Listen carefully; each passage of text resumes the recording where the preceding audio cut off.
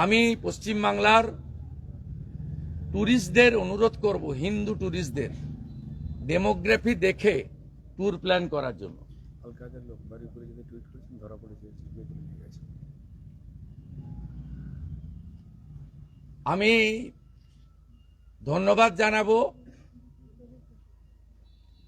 আমি অনুরোধ করব পশ্চিমবাংলার সমস্ত পশ্চিমবাংলার বাঙালিরা অত্যন্ত ছুটি পেলেই বাইরে যায়, একদিন পেলেই বকখালি চলে যায়, দুদিন পেলেই মন্দারমণি দীঘা চলে যায়, 3 দিন পেলেই পুরী চলে যায়, 4 দিন পেলেই গ্যাংটক দার্জিলিং চলে যায়।